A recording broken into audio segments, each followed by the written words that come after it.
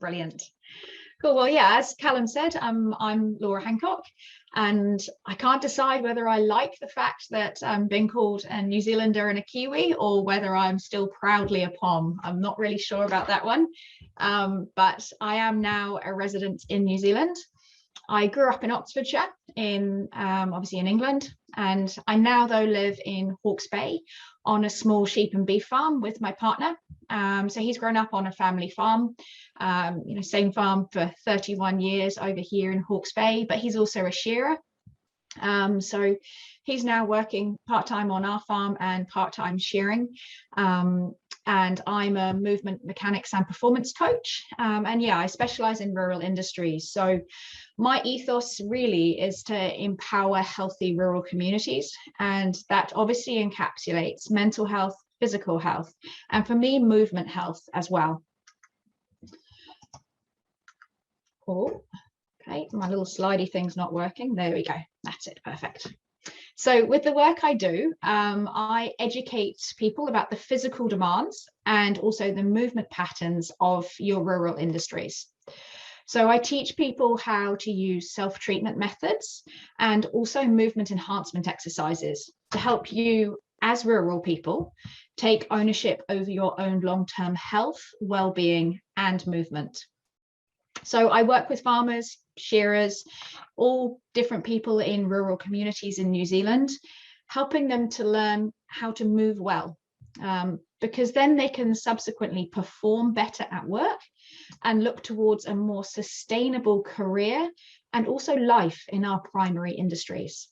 So a big factor for me is, as Callum mentioned, is being able to understand different rural industries, being able to understand your movement patterns and the requirements, and speak the same language so that we can really work together to empower you and educate you to be able to look after your body, look after your movement, because that's going to have such an impact on your performance and your productivity and the longevity of the career that you have within your primary industry sector.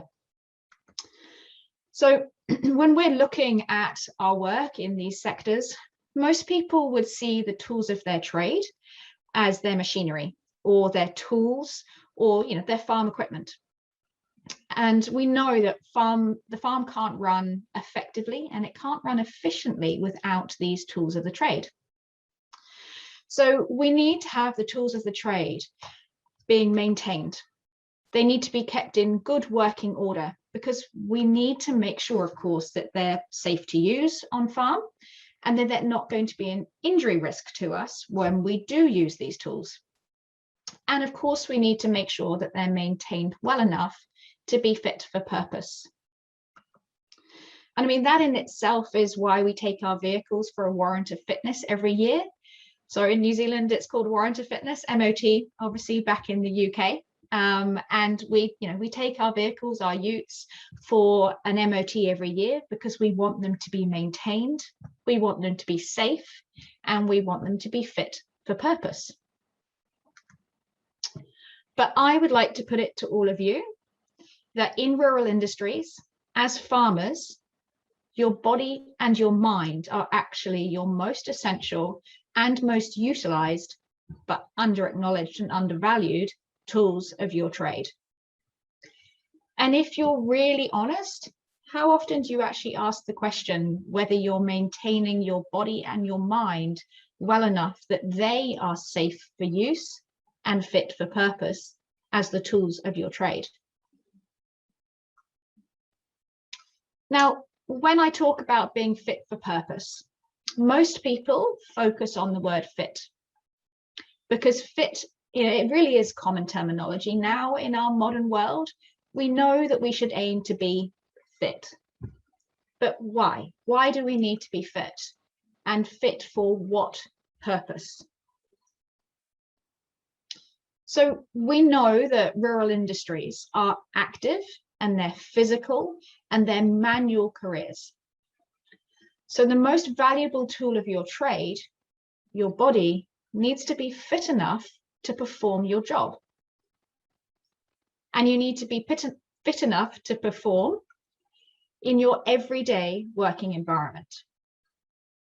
And we need to be able to do so effectively, efficiently, and importantly, you need to be fit enough to perform your physical work with good enough movement to ensure that you are minimizing your risk of physical injury. So to me, in rural industries, the concept of fitness applies to having the physical capabilities that enable us to practically perform in the real world, so in our working environment. And of course, if farming is your career, you need to ensure that you can be fit enough to practically perform in your working environment for a long time, because of course you want to have longevity of career in the industry that you've chosen.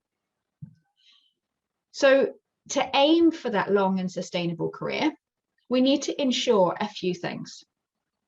We need to ensure that you are able to respond to the demands placed upon your bodies by your working environment, by the situation that you're in, and by the workload that you have to undertake.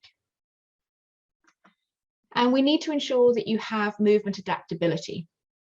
So what this basically means is that you can adapt the way you move to the variation in the tasks that you're doing, and of course the different movement requirements that those tasks entail. So you can easily adapt the way you move to enable you to do those jobs. And of course, we need to have physical durability if we want to have longevity of career. Now, of those three requirements, the root of all of them is our ability to move well. So in order to be fit, in order to practically perform in our working environment, we need to move well. Then to ensure that we have the ability to respond to the demands placed upon our bodies, we need to move well. And we need to be moving well in order to ensure that we have the capacity for movement adaptability. And if we want to have physical durability and not succumb to physical wear and tear, we definitely need to be moving well. Now, if we think about a group of people who we'd automatically assume move well, this is likely to be athletes, because professional athletes are seen as high-level physical performers. So in very simple terms, what defines someone as an athlete is that they are paid to use their body and mind. So they're paid to perform. So they're paid to use the tool of their trade, really, to perform utilizing their body and mind on a daily basis. So they therefore need to ensure that they have the capabilities to move well and perform well. So if we look at farmers, we've discussed that fitness applies to having the physical capabilities that enable them to practically perform in their working environment. We've also seen that your longevity of career is determined by the ability to respond, to have adaptability, and to have durability. So effectively, farmers' capacity for income and longevity of career relies on their ability to perform. That's absolutely the same as for athletes. So we can say that farmers, like athletes, are paid to keep both mind and body healthy. So they're paid to perform using the tool of their trade. So to me, in the work that I do, I'm very passionate that anybody who works on farm should be classified as a rural athlete. But unfortunately, as we all know, it's not quite as simple as it sounds being that rural athlete. Because our modern work styles and lifestyles mean that we don't actually move naturally anymore. So I mean, like, not as our bodies were designed to do. We no longer use our natural basic movement patterns throughout our day. So these are things like running, jumping, crawling, rolling, bending, balancing, bouncing, and squatting. Those are all movements that our ancestors required to stay alive as hunter-gatherers. But in our modern world, instead through repetitive and physically demanding rural work, or as a result of a past injury, we're losing the range of motion for basic movement patterns. You know, we might be stiffening up. We hear people say quite a bit. We could be developing poor posture and utilizing poor movement to perform everyday working tasks. So effectively, modern life is getting in the way of us moving well. Now, in most cases, people are subconsciously suboptimal in some of their movement patterns. So what I mean by that, to put it in simple terms, is that you may be moving poorly, but you do not know it. And as rural people, you inevitably move often. But do you ever think about whether you're moving well? Or do you just hope that if you move often, then moving well will just happen? Because unfortunately, it won't. In rural jobs, as farmers, load is absolutely inevitable because you lift, you carry, push, pull. That's all standard parts of your working day. And tasks are also often repetitive, and they might even be periodically intensely repetitive. You know, over here in New Zealand, obviously we've got periods where we're docking, you're crutching, you might be carving, and those are really periodically intensely repetitive in the specific movement patterns that you're doing, as well as involving load. And the thing is that movement problems, unfortunately, will only get worse when load and frequency are increased. So if you are moving poorly, but you don't know it, and then you're having to do tasks with load or frequency or both, the likelihood is that these movement problems may get worse. So we know that we cannot remove the load and frequency and movement demands from rural jobs. So instead, we must make a considered effort to make sure as rural workers that you're moving well and that you're not carrying movement problems that could get worse and lead to wear, tear, or pain as your career progresses. So we've just discussed that modern life gets in the way of us moving well. So if we look at some analogies here, if we think about your body as a chain, poor movement can be identified as a weak link in that chain. And a weak link is always going to determine the strength and the durability of the chain. So if the weak link is your area of poor movement, then this poor movement is effectively going to determine the strength and the durability of your body. So this weak link, your poor movement pattern, can be seen as your own personal injury risk. Now, the body, though, is very resourceful, and it's going to figure out a way to perform when we ask it to, because the job needs doing.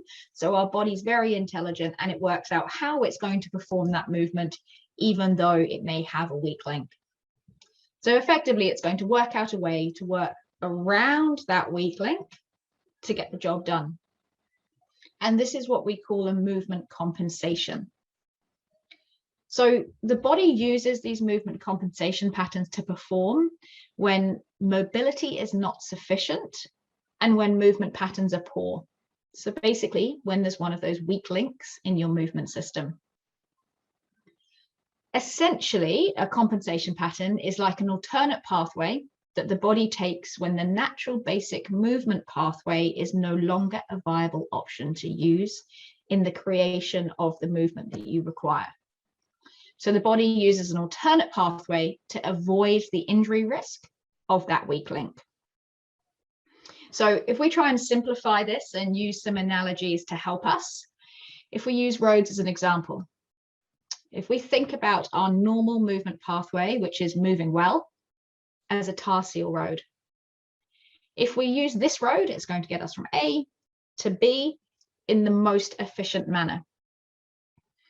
But if there's a weak link in the chain, if we're moving poorly, then the ideal movement pathway, that tar seal road, is no longer available to use. It's like the tar seal road has been closed. So if that's the case, we're going to have to use a detour. We're going to have to take the alternate pathway, and that will be along the gravel road. So the gravel road is our movement compensation. It's still going to get us to the same destination, but it's definitely not the most efficient route to get there. And if we continue to take that gravel road instead of the tar seal road, over time, our tires are going to wear down, and they'll wear down quicker. So we'll put the ute under more wear and tear by taking this alternate pathway instead of taking the direct tar seal road. So effectively, what we're saying is that movement compensation patterns will only work for so long before something breaks down, and that it's more energy demanding for the body to use those compensatory movement pathways. So it's therefore extremely important that we ensure that we maintain the ability to move well enough so that we can perform practically as rural athletes. And making sure you're moving well is therefore the first step on the pathway to improving your performance and managing your risk of injury and managing your productivity and the longevity of your career.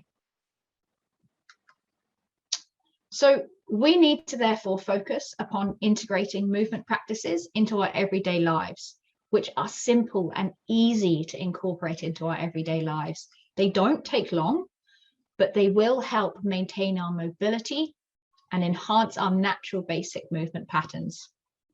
So these are what I call movement snacks. So they're bite-sized amounts of movement exercises that you can perform throughout your working day.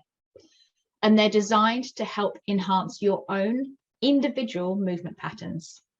So basically, of course, we're looking to enhance the function of the tool of your trade. And movement snacks, they're designed to be short, to be simple, and they can mostly be done anywhere. And little and often can actually be a really effective way of making quick and long-lasting effects. So simple daily movement snacks. They can help you to look after the tool of your trade. They can help you to maintain mobility and good movement patterns, keep you moving well and fit for purpose, which in turn will help you to manage your injury risk and increase your practical performance. But there's also an additional benefit from incorporating these movement snacks into your day. It's not just about movement. Exercise can also have a positive effect upon your mental health and well-being as well. So Dr. Nick Cavell, health promotion consultant, said that if exercise were a pill, it would be one of the most cost-effective drugs ever invented. And this can apply to your physical, your mental, and your movement health. And to me, that is such a powerful statement. And it's, of course, such a true statement. In the UK, certainly when I worked back in the UK, NICE stated that if anybody went into the GP and they needed some support with mental health problems or mental illness, the first prescription must be exercise. So there's a lot of personal trainers in the UK that is their first port of call, is to support people to be using exercise as that cost-effective drug. So for those of you who did join us last week watching Doug's webinar, or if you do watch it again on the recording, you'll have heard that Doug mentioned that brains are like muscles. So they positively grow in response to positive input. So he discussed from personal experience that once he started to put more positive input into his brain, he said he changed the wiring of his brain. And that made me smile when he said that, because I knew I already had this slide in my presentation. So it's lovely, hearing from people's personal experiences. That literally is how it can feel. But one way to support yourself in this process of adding in positive input into your life and your brain is exercise. Because for many reasons, exercise gives us the ability to become an electrician to our own brain. So it is, of course, well known that taking part in exercise, one of the, the good benefits of it is it can help divert you from the very thing that you're anxious or low about. And it's been known to help people break free from those pessimistic thoughts that they may be experiencing and help you recall the positive aspects of life. But the research has also shown that exercise causes the brain to regenerate, to adapt, and to maintain flexibility. Getting your heart rate up helps to naturally adjust those neurochemicals in the brain and the chemistry within the brain. So it's helping to maintain or restore natural signaling and functioning, which when we refer back to that cost-effective drug, that's literally what we're talking about. It's the body's own natural way through exercise of stimulating all those neurochemicals in the brain and helping them to balance. So the other thing that exercise does as well is it activates the frontal regions of the brain. So this again was something Doug referred to last week, and he talked about the amygdala. So the amygdala is our reacting system effectively to real or imagined threats to our survival. And when exercise helps activate the frontal regions of the brain, it helps control that amygdala. And the frontal region of the brain plays such a key role in regulating our emotions. So this is one of the really exciting facts of exercise, is it helping activate the frontal regions of the brain, as well as, of course, adjusting those neurochemicals and chemistry within the brain.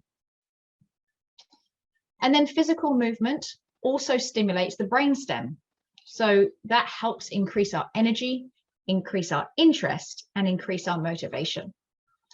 And I mean, there's such a known aspect of that runner's high, that people talk about.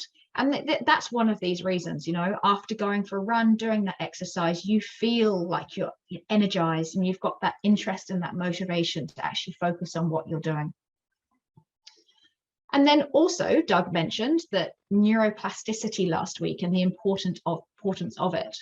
So neuroplasticity is the ability of the neural networks in the brain to change and modify and adapt through growth and reorganization. And the really exciting thing is that exercise is known to modulate systems within the brain which support that neuroplasticity. And also exercising regularly builds up resources with our neurochemistry in our brain. So it's helping us bolster our resilience against any stormy emotions that we may be feeling. So what's really, really nice is having watched Doug's webinar last week, and then if we look at everything going on here, all of the things that he was talking about, which is really important to support you with good mental health in your daily life, exercise can be a really, really nice pathway into helping you do those things. But we can see that exercise has these wonderful multi-dimensional positive effects on the brain and our mood. But without good nutrition providing the building blocks for brain growth and adaptation, and for the creation of those required neurochemicals we talked about, we'll not be able to reap the rewards of the wonderful benefits that exercise can provide us. So exercise is powerful, and it's a universal tool that people can use. But we do also need to consider the nutritional component that's required to provide the building blocks. So there's a lot of research now that's been done into the gut-brain connection. And this has stimulated the gut being referred to as the second brain. So if you think about like modern day language and terminology, it's actually been integrated into our language quite a bit. How often do we talk about trusting our gut instinct? So there's an intricate connection with the nervous system, allowing our digestive system to keep in extremely close contact with our brains, which is influencing our emotional state. So if the brain is the captain of the ship, then it's like the gut is the engine of the ship, effectively. So adequate nutrition provided by nutrient-dense food is the foundation for gut health. And the gut needs to be healthy for the immune system and for brain chemistry to work effectively. So interestingly enough, 80% of our immune system is held within the gut. And that serotonin, that feel-good factor used by the brain, only 25% of it is made in the brain. At least 75% of it is manufactured in the gut. So we need to keep our digestive system healthy and fueled with adequate nutritionally dense food to support the optimal function of our brain and to support mood management. And of course, that in itself was the main focus of our ancestors' lives, was to fuel themselves with adequate nutrition for optimal health. They were hunter-gatherers, they foraged. Their day encapsulated moving across the plains to find food and to give themselves that optimal nutrition in order to give themselves their optimal health. So the genes that govern our bodies today evolved hundreds of years ago when we were doing those things. We were in constant motion. We were foraging or hunting, chasing animals across the plains for hours on end, then eating, resting, sleeping, recovering, and possibly relaxing, and then repeating all of that over again. But today, of course, our lifestyle has changed. But our genes and our bodies and our brains are still encoded for the lifestyles which our ancestors lived. Now, movement and exercise can help us to maintain the delicate biological balance and optimal condition and function of the brain that has been fine-tuned over millions of years. So that movement and exercise can really help us tap into maintaining that balance with both body and mind. So to do so, we really need to look at what the requirements of the ancient rhythms of activity were ingrained in the DNA of our ancestors. And these kind of translate roughly to effectively using varied intensity. So walking, jogging, running, and sprinting as an example. There's a variation in the exercise and there's a variation in the intensity. So we can try to replicate this by working to include a variety of movement snacks into our everyday lives. So they can help you to look after the tools of your trade, your body, and your mind, maintain mobility, maintain good movement patterns, and keep you moving well. So movement is medicine. It is medicine for the mind, the body, and the soul. And hopefully so far you've seen why that might be. So we need to think about mixing up your exercise program, varying the intensities and trying new activities, because that means your brain will be continually challenged by movement and therefore stimulate that adaptation and growth and flexibility that we talked about earlier. Now, one of the things that people often say to me is, but farmers are physically active. You've just told me that they do active, manual, physical careers on a daily basis. But the key is that that's your normal routine. So if we want to make change, we have to change up what is the daily normal routine. So the key to gaining these wonderful benefits that exercise can have upon our brain function and our mood is to vary that physical activity, to add in different forms of exercise and different complex movement activities.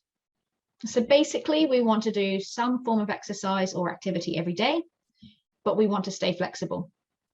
So movement snacks are absolutely perfect for this, because as we talked about before when I was discussing movement snacks, they're little and often. You can do little bits here and there, and you can incorporate them throughout your day. And they're varied because they're a snack of movement. So you can do one, 1 hour and then one the next hour. So the pictures that are on your screen at the moment are from when my partner and I there was calving last year. And every Sunday I would go out with him because I wasn't doing my day job. I'd go out on the farm and help him with calving.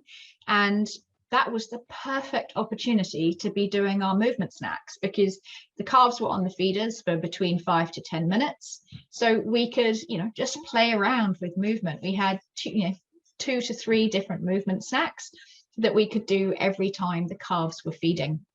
And that's the way we like to think about it.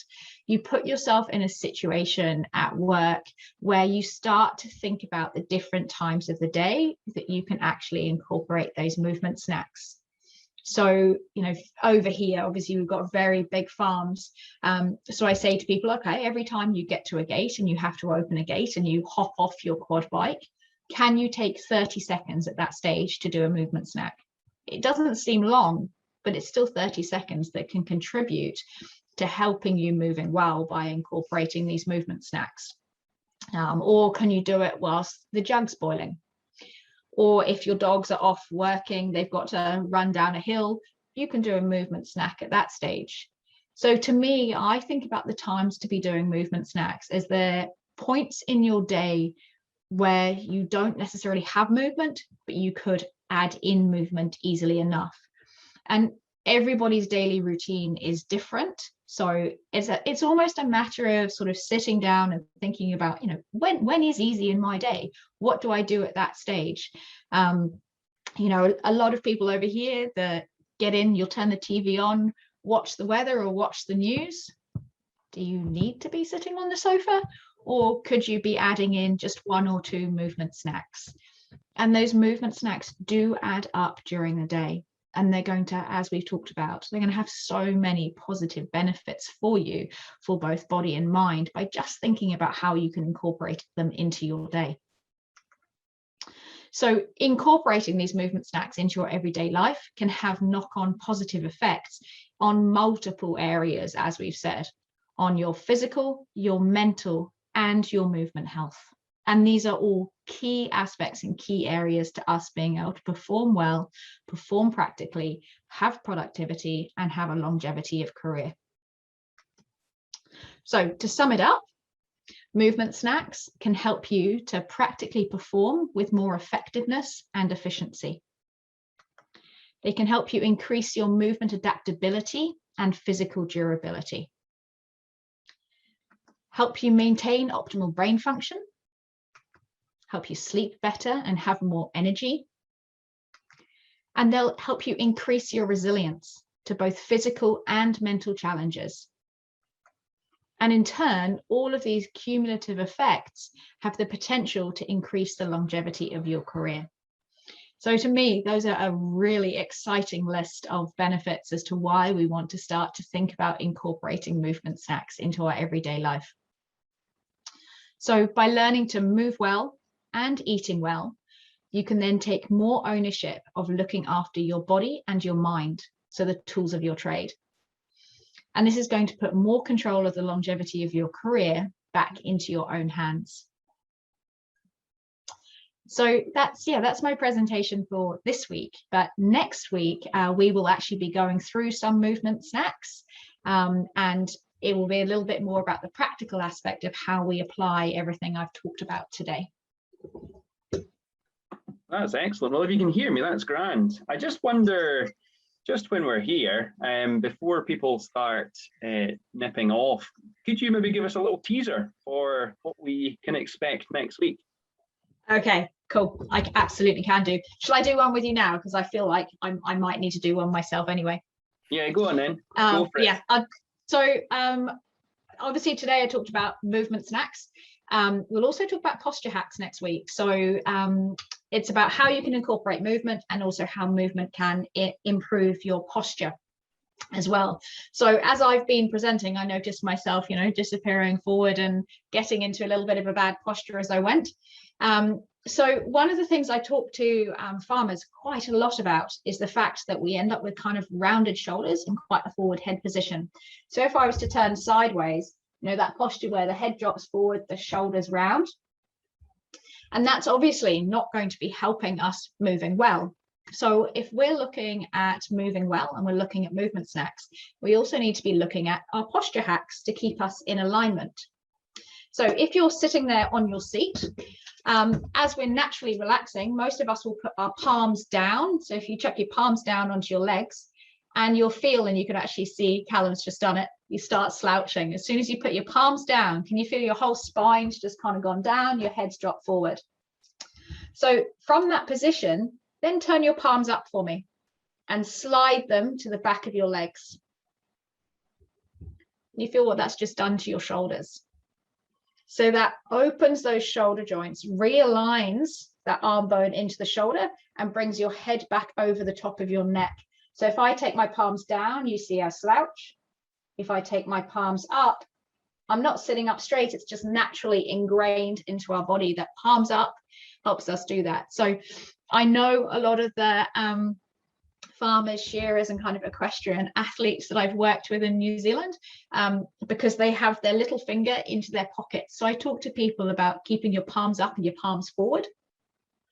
So if you want to stand up, if you're there standing and you're sitting or wherever you are, if you stand yourself up and then you were to put your hands into your pockets with your palms backwards or cross your arms, again, you feel that those shoulders round forward. If instead you spin your hands, so your palms are forward, so if you just tuck your little finger into your pockets or pop your hands with your palms forward into your back pockets, how different is your posture compared to having your shoulders crossed, your arms crossed, or your palms backwards? So it's really little tiny things like that. That's a posture hack, and obviously, movement snacks we'll show you next week because there's so much more movement involved in it. But that's simple, tiny things that can actually make that change into your daily life. It's not hard to do. And I get people to stick like a dot of Raddle or, just a sticky dot or something like that, for example, on their steering wheels. Now, not when you're going around busy corners, but if you're driving your tractor in a straight line and your hands are up here or we're one out the window, that's doing exactly that to your shoulders. If you can spin your hands so your palms are up and you're holding the bottom of that steering wheel, it's a completely different postural position. So it's all about like the ratios of our day. If we can change the ratios marginally, we know that we're going to make that positive change and positive effect. So palms up and palms forward. That's really interesting. It's amazing, just a subtle thing can make such a big difference, isn't it? That's great. If anyone's got any questions, just feel free to type them into the question box or send them via the chat, and we'll pick up on them. I've got a few. I was taking notes furiously throughout that because it was really interesting. One of your first slides that you put up was on, it was the picture of the pickup truck and the importance of like having an MOT. Or a health check. Yes. But what would that look like to someone like myself or anyone attending tonight? What would the first steps be in getting an MOT or a health check? So in New Zealand, with the work I do, I call that a warrant of movement. So because warrant of fitness is for the car, warrant of movement is for yourself. So when people come to see me for, to look at their movement and how well they're moving and improve their performance, we go through a warrant of movement. So a warrant of movement is basically, it's like a functional movement screen. So we're looking at your basic movement patterns that we all had when we were children. We went through this growth pathway and development that we went from lying to turning over onto our tummy, then went to crawling, and then we went up to kneeling. And it's all these different developmental pathways that we should still have maintained as adults if we were still having that life of our ancestors.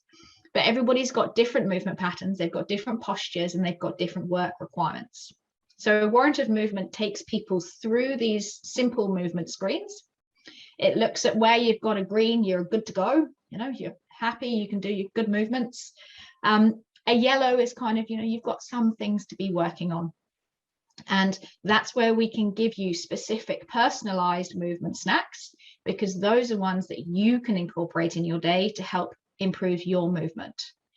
And then if it's a red, that's like you've got some more underlying stuff going on here. And that's when we want to try to link people into those chiropractors or physios who might be able to help support them.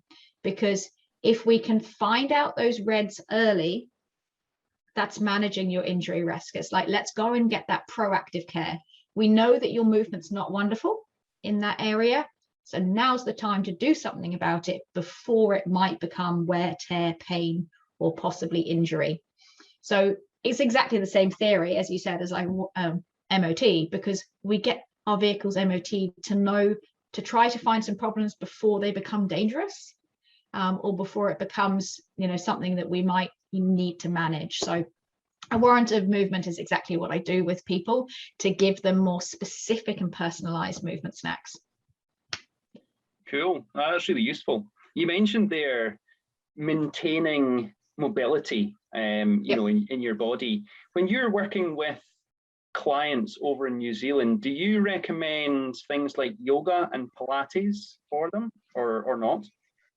Absolutely, if they've got the time to do it. And I think that's the real balance. And that's why this journey of sort of movement snacks is so important to me, because some people, yes, they have the time, and yes, they have the determination to go to do that class.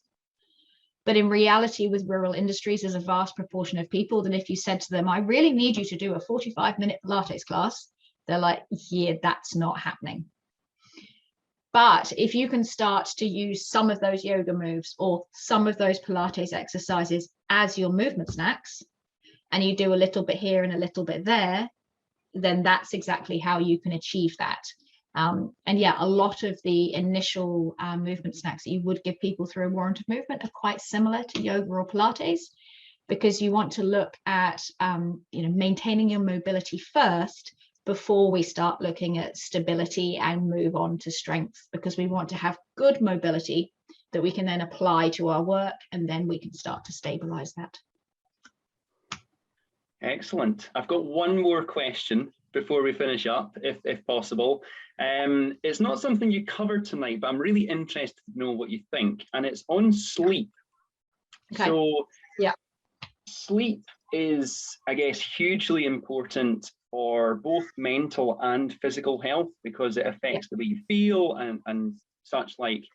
And I guess it's very common for a lot of farmers to live off very little sleep, particularly at busy times, calving, lambing, harvest time, you name it. You even mentioned right at the start that you're up at 4:30 this morning. Good to see. So, a typical, the advice that we always get is, oh, you need to get your 8 hours of sleep, blah, blah, blah. But, that might not be practically possible for a lot of farmers. So what would your advice be on getting sleep, and also good quality sleep? Well, I think the first thing that always springs to mind when people ask that is, I always think about looking at either physical or mental health as a bit like a chair. So you've got these different legs on the chair. Now, if you remove one leg of that chair, like you've got a period of time where your sleep isn't 8 hours a day, but you're still getting an all right amount of sleep, but you've ensured that those other legs are working. You've got really good nutrition going into your body. You try to have those moments in your day where you can have a little bit of mindfulness. You might not have 8 hours of sleep, but you're able to take a couple of minutes to really find that recovery time, for example. Good nutrition, you're working with good movement every day. You've removed one leg, but the chair's still going to hold up. If you start removing multiple legs, your nutrition's not great, you're not sleeping well, you're letting stress get to you, then that's when that chair starts to fall over. So that's the biggest thing I always say to people is keep the legs on your chair and be aware of those legs. But also when you are struggling with sleep, it's just making sure that obviously you're consciously aware of that. We can't really change those aspects of the year when we don't get a lot of sleep, but it's trying to make sure that you still get recovery in there.